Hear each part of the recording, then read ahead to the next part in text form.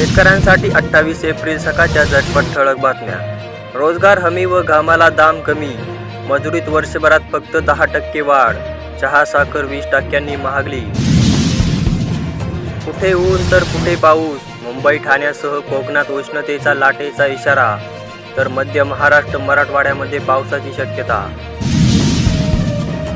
रत्नागिरी सिंधुदुर्ग लोकसभेचा प्रचार ऐन रंगणात आला असताना ठाकरे गटाच्या जिल्हा प्रमुखाला तडीपाराची नोटीस. प्रणिती शिंदेंच्या अडचणी वाढल्या. पुलवामा हल्ला प्रकरणातील वक्तव्यावरून गुन्हा दाखल करण्याची मागणी. बीजेपीची आयोगात तक्रार. मतदानाचा टक्का का घसरला? मराठा आरक्षणाचा आंदोलनाला अंडरकरंट. लग्नसराई उष्णतेची लाट की अन्य काही कारण अद्याप अस्पष्ट. साक्षात नरेंद्र मोदी जरी उभे राहिले तरी विजय आमचाच होणार. ठाण्याच्या जागेवरून सुषमा अंधारे यांचा महायुतीला टोला.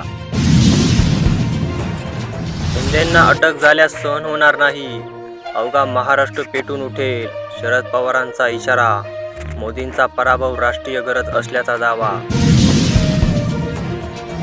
लोकसभा सोडा, विधानसभेला एकत्र लढू. प्रकाश आंबेडकरांची काँग्रेसला ऑफर. महाविकास आघाडी एकत्र राहणार नसल्याचा दावा.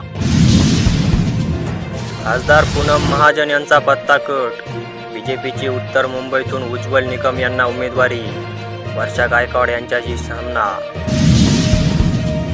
प्रणिती शिंदेंच्या अडचणी वाढल्या. पुलवामा हल्ला प्रकरणातील वक्तव्यावरून गुन्हा दाखल करण्याची बीजेपीची मागणी. या आठवड्यात सोन्या चांदीच्या दरात घसरण.